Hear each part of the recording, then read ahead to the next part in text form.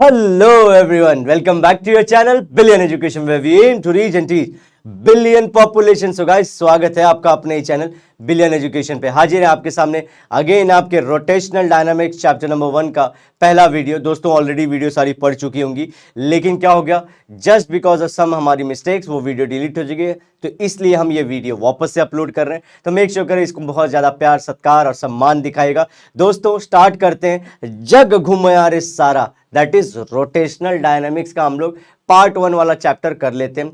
आइए फिर से हम लोग शुरू करते हैं दोस्तों बेसिक से ही। जब हम लोग चैप्टर खोलते हैं दोस्तों, कुछ फोर्सेस के बारे में ये बात करते हैं, that is related to circular motion. Circular motion क्या होता है? जब हम लोग गोल गोल गोल गोल घूमते हैं। आगे चल के मैं circular motion and rotational motion के बारे में भी बात करूंगा, क्या डिफरेंस है, कैसे याद रखना है, ताकि आगे चल कर कोई कंफ्यूजन ना हो। ये सारी चीजें भी हम लोग बताएंगे आप लोग को। मैं अभी बात करने वाला सेंट्रीपिटल और सेंट्रीफ्यूगल फोर्स के बारे में। अब सेंट्रीपिटल ये जो हम लोग लिखने वाले एग्जाम में, इससे पहले आप लोग देख लीजिए दिखता कैसे। ओके, अगर हम लोग देखना चाहें दोस्तों ये, तो ये देखो, अगर समझो कोई कार रोटेट हो रही है या फिर यहां से मैं कोई पार्टिकल बांध दूं और उसको बोलो कि तू घूमते रहे, तो यहां पे दो टाइप की फोर्स हम लोग को काम में आती है। पहली एक आती है,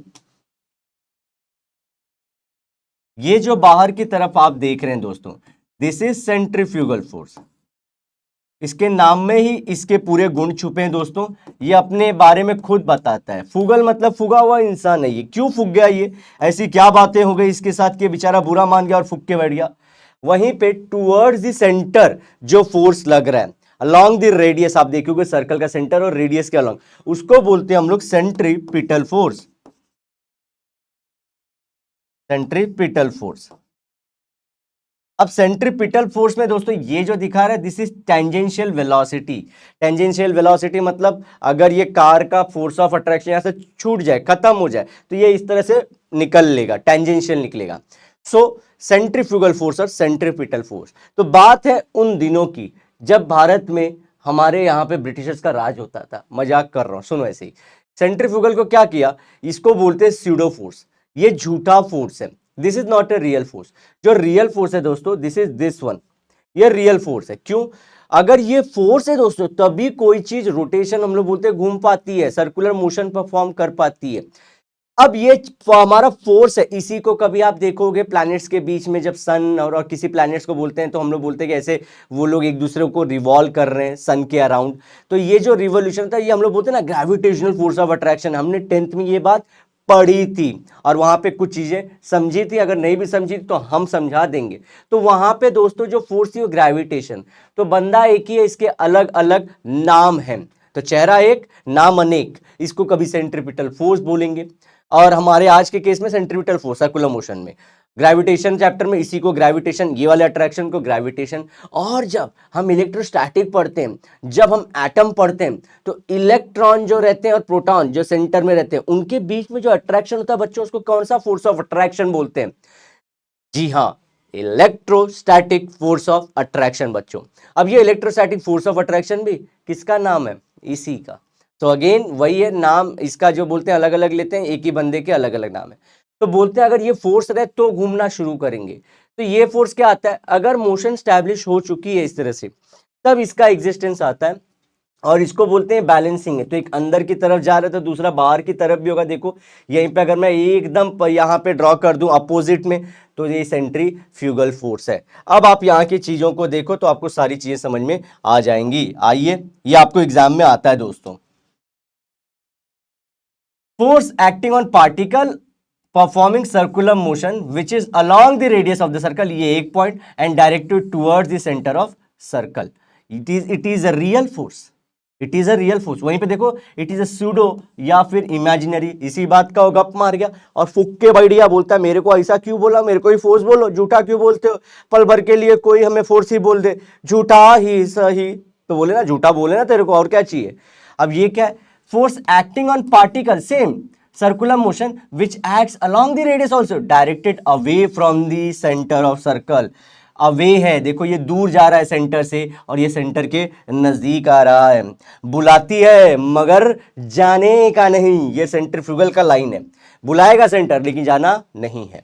अब आओ ये फोर्स कैसे आता है इसके बारे में हम लोग को थोड़ा सा चर्चा करना है, इसके ऊपर थोड़ा सा गहन अध्ययन करना है बच्चों। आओ हम लोग बचपन से पढ़े, जो दुनिया में सबसे बड़ी फोर्स है, जो दुनिया में सबसे बड़ी फोर्स है वो होती है मां, वो होती है मां।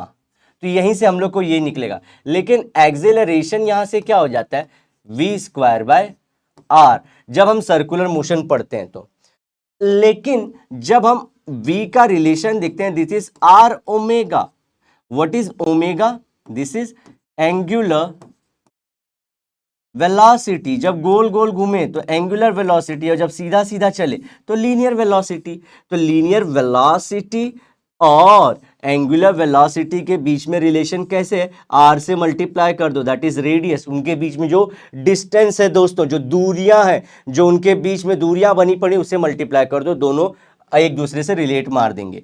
तो क्या मैं यहां से आर डब्ल्यू लिख सकता हूं? ए इक्वल टू सब्सटीट्यूट करो आर ओमेगा का square upon R, R square omega square upon R. इसको लिख सकता हूं R R cancel, omega square R. A के बजाय मैं क्या लिख सकता हूं? Omega square R. तो लिख दीजिए यहां पे, ए की दो वैल्यू आ गई while performing circular motion, while performing circular motion. तो हमारा नया एक्सप्रेशन आ जाता है फोर्स। मां तो मां होती है, मां एम रखो, ए की जगह पे v²/r, या तो m रखो, क्या लिख सकता हूं? r omega square. This is your centripetal force का वैल्यू। अब मैं बोलता हूं जो सेंट्रीपिटल लेता हूं वो कहां की तरफ है दोस्तों? अंदर। और सेंट्रीफ्यूगल क्या है? बाहर। एग्जाम्पल लेना चाहते हो? मालूम है जब वो दिन थे जब हम बस में चला करते थे, प्यारी यादें थी, लेकिन बस में धक्का लगना भी हमको अच्छा लगता था। ओहो हा। तो सुनो, तो बस अगर टर्न लेती थी किसी सर्कुलर पाथ पे, ऐसे थोड़ा घुमा हुआ रोड था, तो नहीं घूम के हम लोग अगर अचानक से वैसा टर्न मारता तो हम बाहर जाते थे, क्योंकि उसको सेंट्रीपिटल फोर्स ऑफ अट्रैक्शन कम पड़ती थी, इसलिए बाहर वाली फोर्स डोमिनेट हो जाती थी, इसलिए हम बाहर चले जाते थे। तो फुगा हुआ हम लोग को फुगाने के चक्कर में था, थोड़ा फुगा देता, अगर ज़्यादा फोर्स ऑफ अट्रैक्शन अगर नहीं रहती, फोर्स ऑफ ये जो बाहर वाली ज़्यादा होती तो हम गिर जाते, पूरी बस पलट जाती।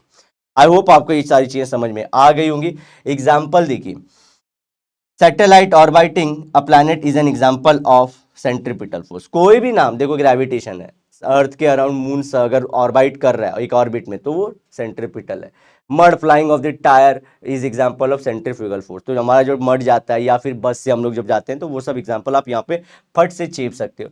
What is this? Attraction force को देखो यहाँ पे माइनस देखते हैं, this is very important, very important. ये देखो this is minus, why this is minus? ये नहीं एक ऐसा मन है, तो अट्रैक्टिव फोर्सेस को हम लोग माइनस में लिखते हैं, और रिपल्सिव मतलब जो दूर की तरफ जाते हैं उसके अपोजिट, साइन कन्वेंशन, जैसे कि बोलते हैं ना, ये फिजिक्स में कन्वेंशन है, अगर ये माइनस है दूसरा अपने आप प्लस होगा, क्योंकि अपोजिट है ना, अपोजिट। ऐसा जाके ढूंढना मत, है कहाँ छुपा तुम मुझे ए बता, ए माइनस प्लस, तो ऐसा कुछ नहीं दिखने वाला, बस हम लोग कन्वेंशन फॉलो किए बच्चों। चलो आ जाओ, अब आते हैं हमारा next topic, circular motion versus rotational motion. इसके लेके बच्चे बहुत कंफ्यूज रहते हैं। दोस्तों ध्यान रखना, जो अपने ही एक्सिस पे घूम रहा है, अपने एक्सिस पे ऐसे ऐसे घूम रहा है, अब मुझे उसको क्या बोल जाते हैं हम लोग? Rotational motion. और जब वो दूसरे के अराउंड घूम रहा है, दूसरे के अराउंड घूम रहा है एक ऑर्बिट में, तो उसको बोल देंगे सर्कुलर मोशन। अब इसमें क्या रहता है, मास, एक्सिस ऑफ रोटेशन को लेके भी थियरीज होती हैं, लेकिन हम वो आगे डिस्कस करेंगे ना। अभी सारी चीजें आपके सामने क्यों पेश करना, वरना आप बोलेंगे रे बाबा इतना कौन सा पहला वीडियो में अपने को नहीं मांगता। तो हम लोग नेक्स्ट वीडियो में इस चीज को करने वाले हैं दोस्तों। सिंपल क्या, अपने ही एक्सिस पे घूम रहा है, तो मुझे बताओ बच्चों, कमेंट करके जरूर बताना, शक्तिमान हमारे क्या है, रोटेशनल मोशन है या फिर सर्कुलर? अभी मैं बोला जो दूसरे के अराउंड घूमे वो क्या है, हमारा रिवोल्यूशन, जिसको हम लोग बोलते हैं, दैट इज सर्कुलर मोशन। और अर्थ अगर समझो ऐसे घूमता है, रियल में अर्थ तो ऐसे घूमता नहीं है, टेढ़ा है, लेकिन वो ऐसे ऐसे घूमता ही रहता है, एक ही एक्सिस पे घूम रहा है, तो हम लोग 2 सेकंड के लिए थोड़ा कंसीडर कर सकते हैं कि वो रोटेशनल मोशन है। लेकिन सन के अराउंड जब हमारा अर्थ घूमता है, what is this? What is this? This is circular motion. I hope आपकी कंफ्यूजन दूर हो चुकी है। आइए अगर ये देखो, ये अपने एक्सिस पे घूम रहा है, कुछ नहीं, मास भी कुछ नहीं चेंज हो रहा है, और ये क्या कर रहा है, देखो मास शिफ्ट मार रहा है एक पोजीशन से दूसरा पोजीशन। ये बंदा इधर बैठा है, इसका वीडियो देखना चाहते हो तो एक बढ़िया वाला वीडियो मेरे पास, वो वीडियो को देख लो। देखो ये, हाँ, ये वीडियो को देख लो तो आपको पूरा समझ जाएगा। ये देखो, ये अगर देखो खुद के एक्सिस पे रोटेट हो रहा है, कुछ नहीं कर रहा, और ये बंदा ही पूरा रोटेट, बॉडी पूरी रोटेट हो, मतलब पूरा रिवॉल्व हो रही है। तो देखो यहाँ पे ये दोनों में यही फर्क है, यहाँ पे कुछ चेंज इन सेंटर, हमारा जो एक्सिस है वो सेम है। ये देखो इसके अराउंड ये अपना क्या हो रहा है, अर्थ खुद के एक्सिस पे रोटेट हो रही है, पूरा मास सब फिक्स। यहाँ पे देखो ये अपना मास लेके पोजीशन चेंज किए जा रहा है। समझ रहे हो, बस यही कंफ्यूजन आप लोग का दूर करना था। आज से सिंपल एग्जांपल याद रखना, आने वाले जो फ्यूचर में सारी चीजें आपको बहुत डिटेल में भी बताने वाला हूं। चलो अब हम लोग चलते हैं हमारे कॉन्सेप्ट पे।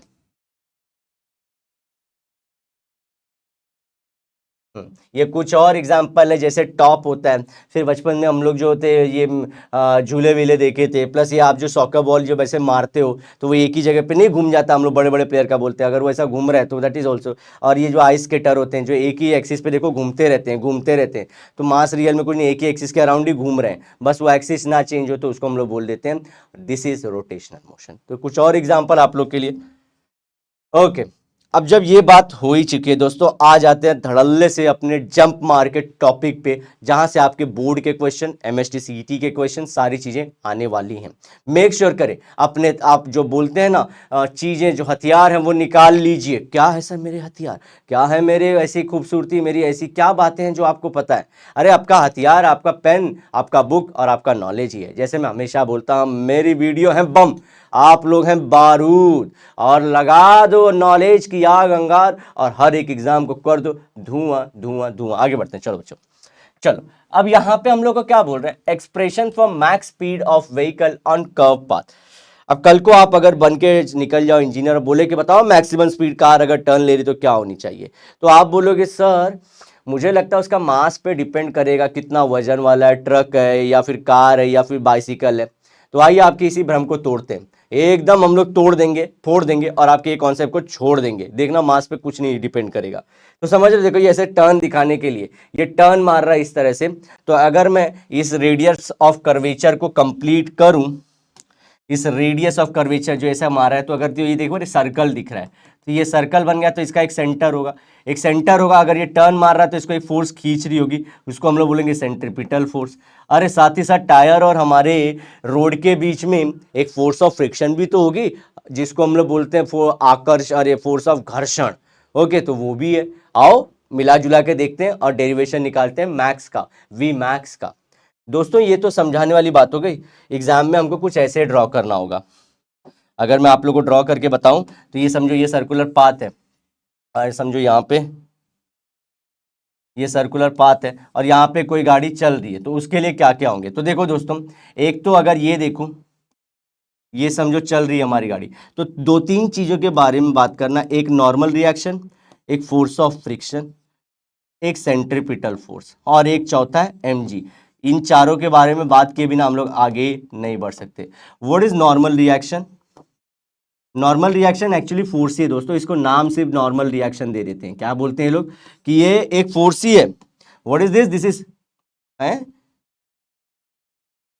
This is force only, but इसको नॉर्मल रिएक्शन करके फोर्स बोलते हैं। तो एक फोर्स लगेगी ऊपर की तरफ, एक फोर्स लगेगी इसमें ऊपर की तरफ, और ये कैसे लगती है दोस्तों, समझो ये कार है आपकी, ये कार है, ठीक है, इन दोनों सरफेस के परपेंडिकुलर जो फोर्स लगे उसको बोलते हैं नॉर्मल रिएक्शन। ठीक है, लेकिन रियल में क्या है दोस्तों, ये फोर्स ही है, ये कुछ और नहीं है, ये फोर्स ही है। तो नॉर्मल रिएक्शन, नॉर्मल रिएक्शन हम लोग के ऊपर की तरफ, तो क्या नीचे की तरफ एक फोर्स हम लोग बचपन से पढ़ रहे हैं mg, ठीक है, मॉग, मग फोर्स भी होगा mg। ठीक है सर, ये भी बात सही है। चलो दो फोर्स का तो मैंने मामला निपटा दिया, this is weight, this is normal reaction, this is nothing but a force. लेकिन दोस्तों अगर देखें हम लोग, हमारे टायर और रोड के बीच में फोर्स ऑफ फ्रिक्शन भी है, सो this is force of friction.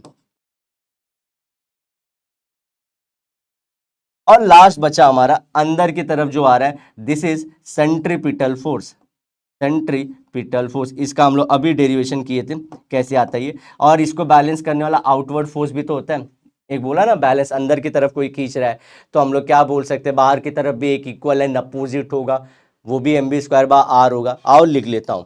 अब मैं दोस्तों बोलता हूं एट द इक्विलिब्रियम, ये चीज याद रखना, मैं क्या लिखता हूं, in the equilibrium.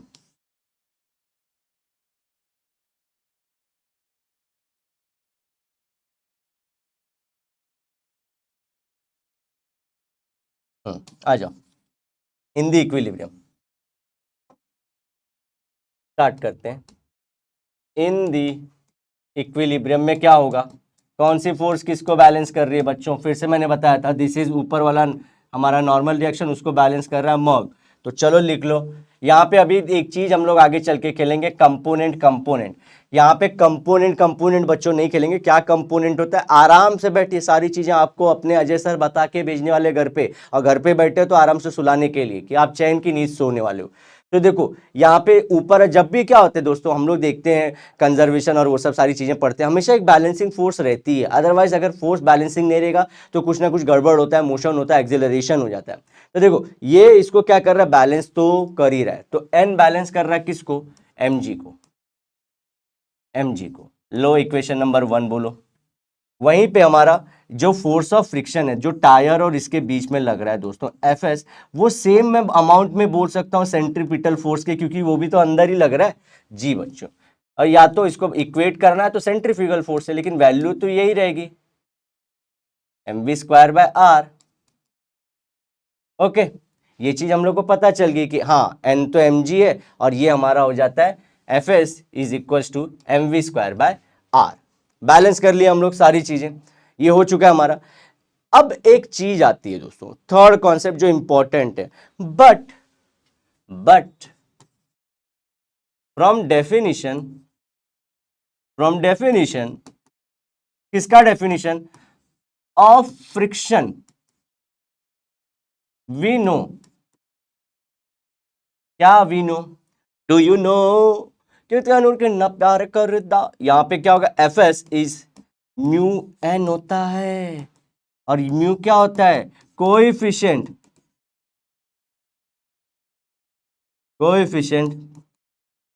Of force of friction. जी बच्चों, अब यहां पे से मैं n की वैल्यू mg लिखूं और Fs की वैल्यू ये फ्रॉम 1 2 और इसको बोल दो 3 एंड 3।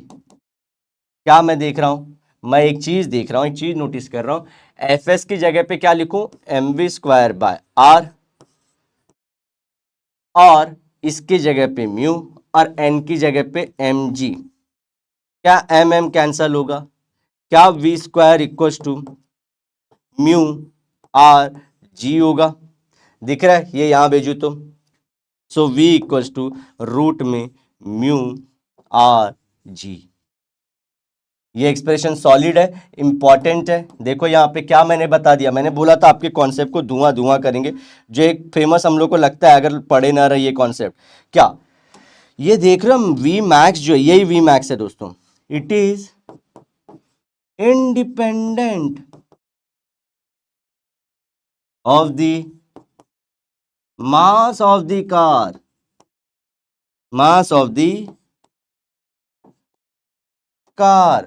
जब इक्विलिब्रियम, और ये बातें बच्चों दिमाग से लगाना, ये बात हो रही है इक्विलिब्रियम, जब वो ऑलरेडी मोशन में और एक पॉइंट पे जब सारी चीजें बैलेंस हो रही हैं, उस टाइम पे कौन बैलेंस हो रही है, फोर्सेस हमारी बैलेंस हो रही है उस टाइम पे, उसका एम कोई मैटर नहीं करता, कार का जो वेट है उसको कुछ नहीं मैनेज कर रहा है, किसको नहीं मैनेज कर रहा है, वी मैक्स को।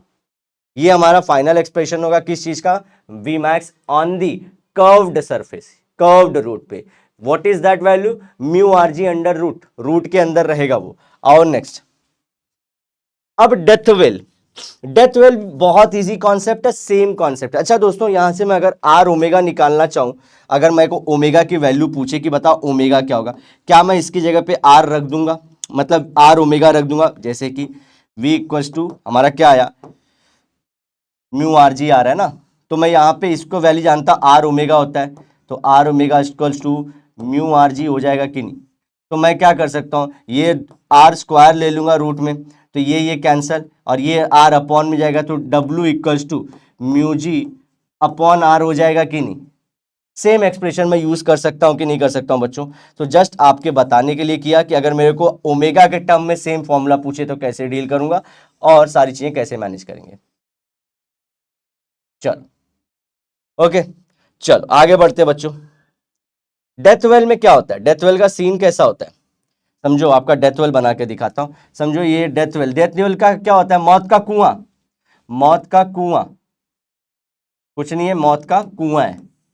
कैसे मौत का कुआं है, आप लोग बचपन में मेले में गए रहोगे, किधर भी तो वो देखे रहोगे, एक आदमी कार चलाता रहता है, वो इमेज डालना में रहेगा मेरे से, तो वो एक कार चलाता रहता है डेथ वेल में।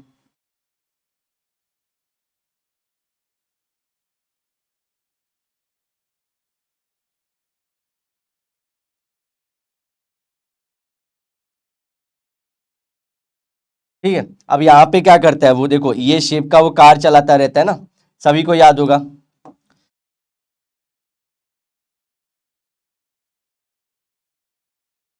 और यहाँ पे गोल गोल गोल गोल गोल गोल घूमता रहता है। अब मेरे को बोलता है इसी के लिए भाई एक्सप्रेशन बताओ, यही बंदे के लिए क्या एक्सप्रेशन होगा वो बताओ। तो इसका हम लोग को वी मैक्स निकालना है कि जब वो गोल गोल घूम रहा है, वो क्या कर रहा है, जब गोल गोल गोल घूम रहा है, तो उसका हम लोग को बताना है। तो कोई नहीं, उसका हमरे बारे में बात कर लेते हैं कि देखो अगेन हम लोग का एंड ढूंढना है, चार फोर्सेस को हम लोग को देखना है बच्चों। तो पैरेलल सरफेस ये हुए, तो इसको परपेंडिकुलर कौन है, इसको परपेंडिकुलर है हमारा एन, इसको परपेंडिकुलर है एन। तो मैं इस बार क्या बोल सकता हूं, एन को मैनेज कर रहा है हमारा m we square by r. अगर मैं सेंट्रीपिटल फोर्स की वैल्यू करूं कि सेम वैल्यू है, अगर बैलेंस कर रहा है तो सेंट्रीफ्यूगल फोर्स। नीचे की तरफ कौन हम लोग को खींच रहा है, एम जी, एम जी। अब यहां पे तो मैंने बोल दिया था कि सेंटर देखो वो सर्कल का यहां पे ऐसा था, इसका भी सेंटर होगा ही ना, ये जो मोशन मार रहा है इस तरह से, इसका भी सेंटर बीच में ही है। आई होप आप समझ पा रहे हो, समझ पा रहे हो कि नहीं समझ पा रहे हो जी बच्चों, ये बीच में, इसके बीच में वो सेंटर है हमारा। और यहां पे ऊपर की तरफ कौन होगा, ये टायर, और इसके बीच में लग रहा है फोर्स ऑफ फ्रिक्शन। कुछ नहीं, अगर आप लोग को नहीं समझ में आ रहा तो क्या एक आइडिया दूंगा, जो ऊपर किए थे ना कर्व पाथ में, ये एफ एस इधर था, एन इधर था, बस बाकी कुछ नहीं चेंज करना है। सेम आप लोग को अब डेरिवेशन डिराइव करना शुरू करना है। इन दोनों में से एक क्वेश्चन है, तो मैं जो थर्ड कराऊंगा बैंक ड्रॉट, उनमें से एक क्वेश्चन पक्का आपके एग्जाम में आने वाला है बच्चों, पक्का लिख के ले लो मेरे से, गारंटी है। अच्छा, और दोस्तों ये मुझे लास्ट में भी वहां पे ही बोलना चाहिए था, वो पॉइंट जहां पे ये चारों फोर्स बैलेंस होते हैं उसको बोलते हैं centre of gravity, centre of gravity. ये क्या होता है, ये एक पॉइंट होता है, ऐसा एक इमेजिनरी पॉइंट होता है जहां से हम लोग सोचते हैं कि हर जगह जो वेट है वहां से इक्वली डिस्ट्रीब्यूटेड होगा, और यही पॉइंट हो सकते हैं, बोलते हैं हम लोग कि जहां पे पूरा उसका जो वेट है वो लगता है कि कॉन्सेंट्रेट है वो पॉइंट पे। और क्यों बोलते हैं वो पॉइंट पे, क्योंकि चारों फोर्स वहीं पे बैलेंस हो रहे हैं। इमेजिन कर पा रहे हो ऐसा पॉइंट इनसाइड एनी बॉडी जहां पे सब फोर्सेस बैलेंस होते हैं, क्या मैं उसको सेंटर ऑफ ग्रेविटी बोलता हूं। रियल में तो समझा दिया जहां पे फोर्स बैलेंस हो रहा है, लेकिन मैं साथ ही साथ क्या बच्चों ये बता सकता हूं कि यहां से जो होता है एक्चुअल हम लोग को लगता है कि पूरा वेट उसी पे कॉन्सेंट्रेटेड है। दूसरा लैंग्वेज, ठीक है, कान पकड़ने के अलग अलग तरीके। अब बैलेंस करते हैं, फिर से वही लाइन में लिखूंगा, इन दी इक्विलिब्रियम।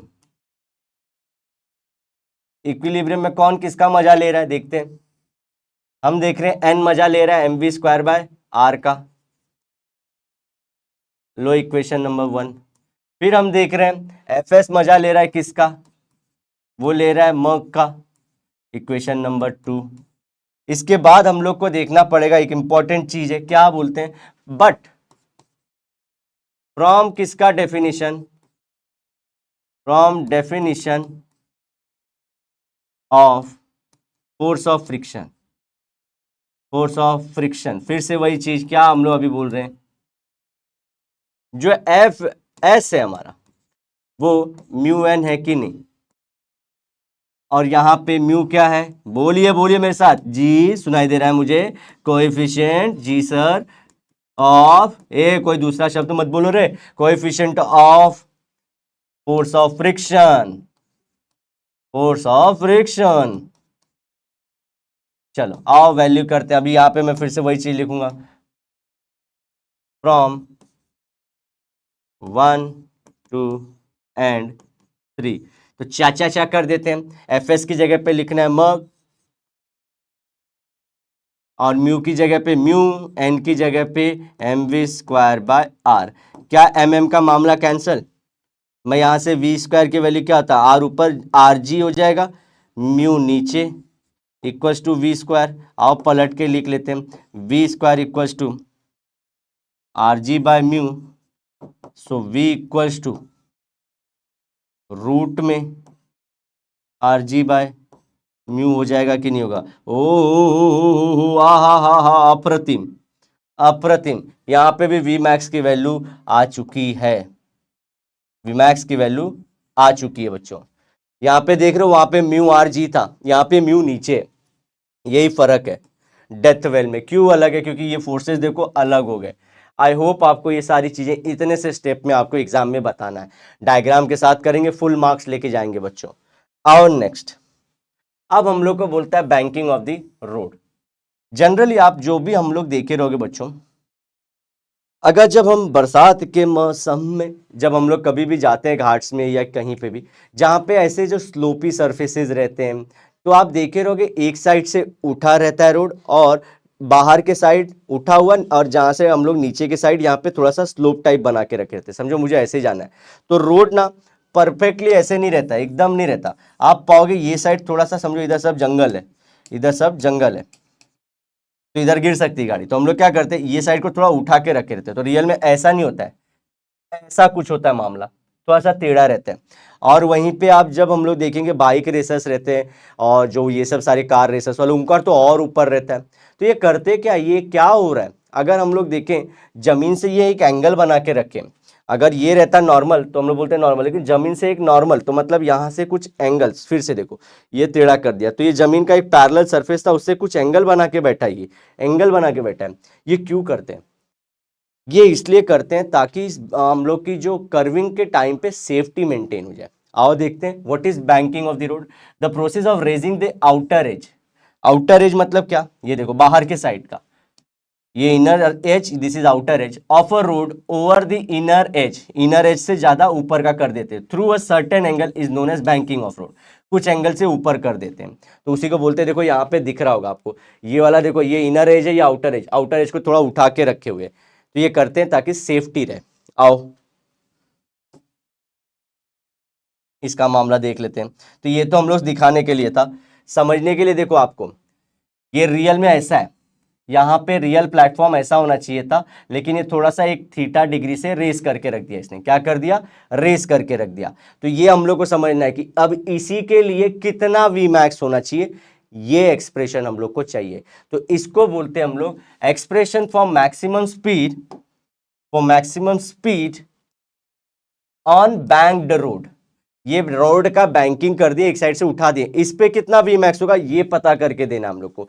तो देखो ये हॉरिजॉन्टल सरफेस, ये रियल रोड सरफेस जो ऊपर की तरफ है, तो ये कार तो हम लोग एग्जाम में नहीं बना पाएंगे, तो हम लोग को ये लगेगा एग्जाम में। तो आप देखो यहाँ पे फिर से ये थीटा का डिग्री बन मार के रखा है, कार यहाँ पे चल रही है। अगेन हम लोग को देखना पड़ेगा, जब मैं पहले देखता हूँ ऐसा रेस किया था बच्चों, आओ ये थीटा डिग्री से रेस कर दिया, तो ये कार यहाँ पे चल रही है, ठीक है।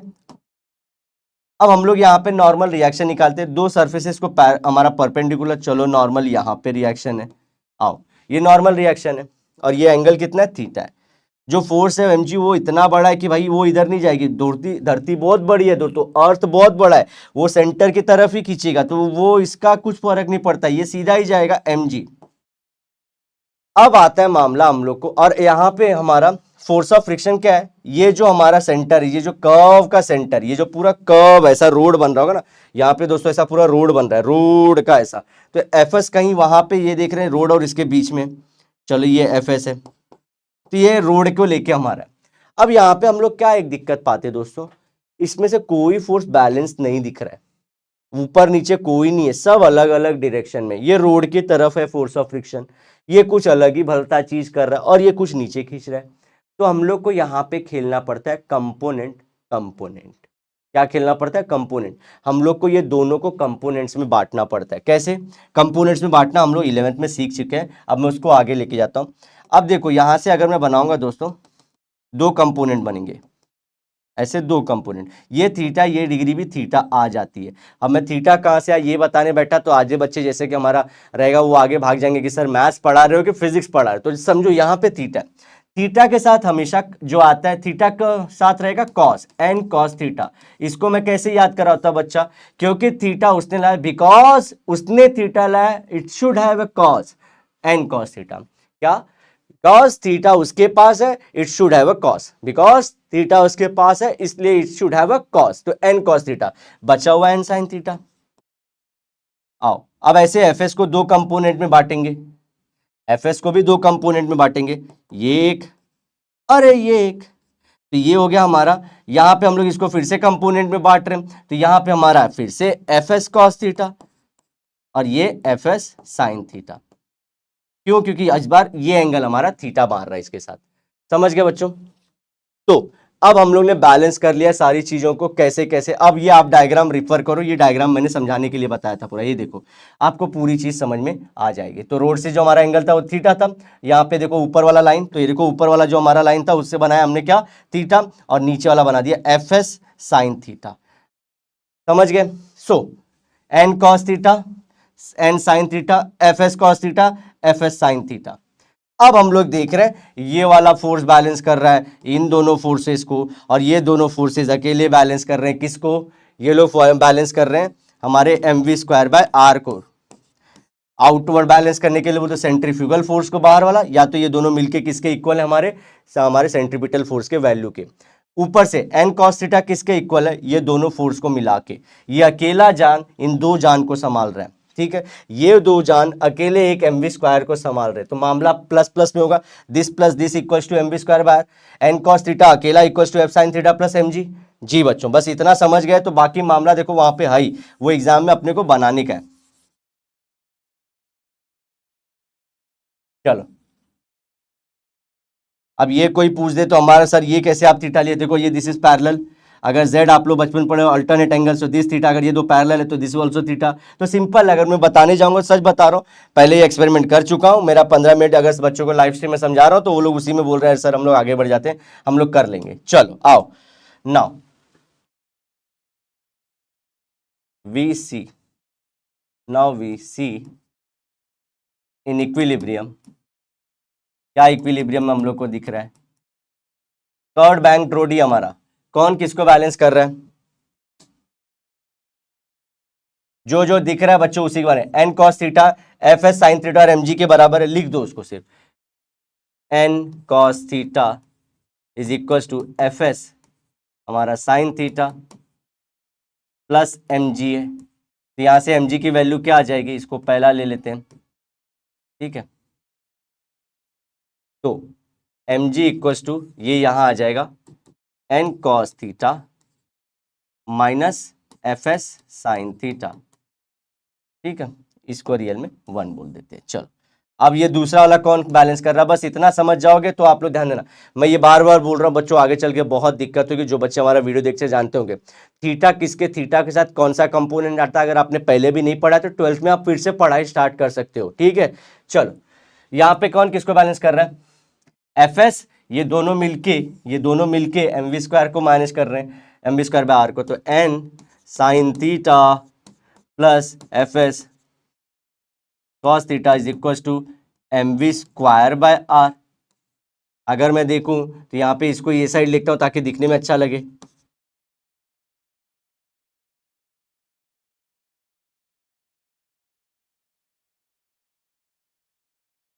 क्या मैं इसको इक्वेशन नंबर 2 बोल दूं। अभी क्या करूंगा दोस्तों, जो हम लोग 2 को 1 से डिवाइड करेंगे, 2 को 1 से डिवाइड करेंगे, लिखो m we square by r divided by m g, उसके बाद ये ऊपर लेफ्ट वाला लेफ्ट से, राइट वाला राइट से, n sine theta plus F S cos theta is upon n cos theta minus F S cos theta sine theta, sorry. अब हम लोग देखते हैं एम एम कैंसल बच्चों, यहाँ पे तो वी स्क्वायर और आर नीचे आ जाएगा, नेक्स्ट पेज जाऊंगा। लेकिन आप देख रहे हो फिर से मैं जो थर्ड स्टेप वहां पे लेता था, कुछ बच्चे बोलेंगे सर इस बार आपने वो नहीं खेला game, because from the definition of, लेना पड़ेगा बच्चों, लेना पड़ेगा। बट तो ये लिख लेते हैं, फाइनल क्या था, V square by R G is equal to हमारा N sine theta, N sine theta plus F S cos theta N cos theta minus F S sine theta. But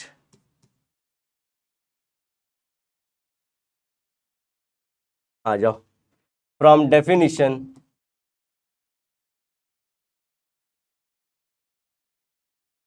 of force of friction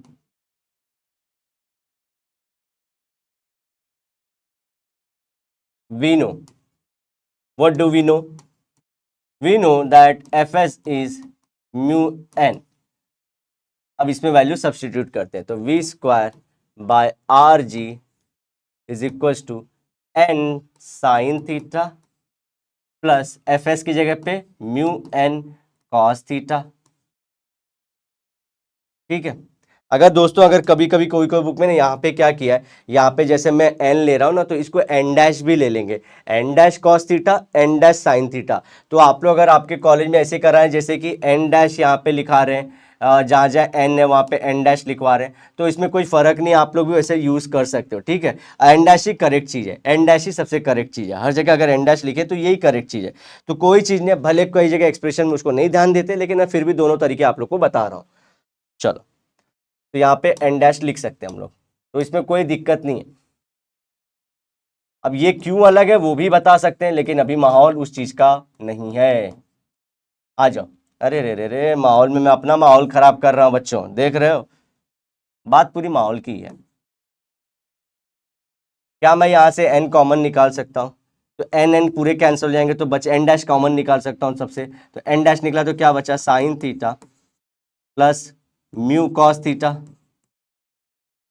और यहां से cos theta minus minus sign theta. अब हम सबको sine theta से divide कर दें, divide through out by sine theta, right side में सिर्फ यहाँ पे वी स्क्वायर, ये मैथमेटिकल एक्सप्रेशन है, sine theta upon sine theta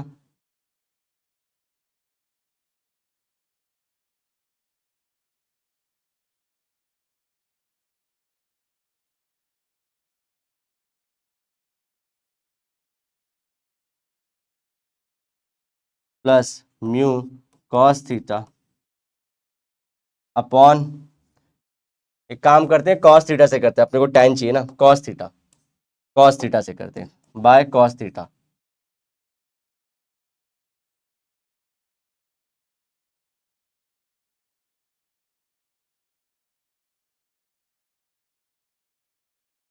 cos theta by cos theta minus mu sine theta by cos theta. ठीक है, चलो अब ये हम लोग देखते हैं, cos theta cancel, cos theta cancel, क्या बचा हम लोग को नेक्स्ट। अब फाइनल एक्सप्रेशन हम लोग का आने वाला है, देखो यहां से v square by R G is equal to tan theta plus mu और 1 - म्यू टेन थीटा, दिख रहा है कि नहीं, दिख रहा है कि नहीं। अब मैं बोलूं if mu is very insignificant, ये ऐसा केस लेते हैं, इनसिग्निफिकेंट मतलब इसकी वैल्यू थोड़ी नियरली जीरो, दैट मीन्स अगर जीरो तो क्या वैल्यू मिलेगी मेरे को यहाँ पे, mu upon r ji is equal to tan theta 1 - अगर ये जीरो हो जाएगा तो जीरो, तो फिर हमारा 1 ही रहेगा, यहाँ से v square is equal to tan theta, r g लिख सकता हूँ, तो आर जी टेन थीटा मतलब वी स्क्वायर की वैल्यू आई, तो वी की वैल्यू क्या लिख सकता हूँ, रूट में आर जी टेन थीटा। ये हमारा फाइनल एक्सप्रेशन है बच्चों, बैंक्ड रोड पे कितनी वैल्यू जाती है, मैक्स वेलोसिटी की ये हमारी आगे मैक्स बात कर रहे हैं, इसीलिए हमने उसको इनसिग्निफिकेंट ले लिए। तो हम लोग देखते हैं मैक्स का केस क्या होगा। So this is your final expression regarding R ji tan theta दोस्तों। आई होप आपको ये वीडियो अच्छी लगी होगी, इसे अपने दोस्तों में शेयर करेगा। मिलते हैं नेक्स्ट लेक्चर में, till then bye bye, have a great and nice day, sayonara. लेकिन वादे के साथ बच्चों जरूर मिलेंगे दोबारा बच्चों, बाय।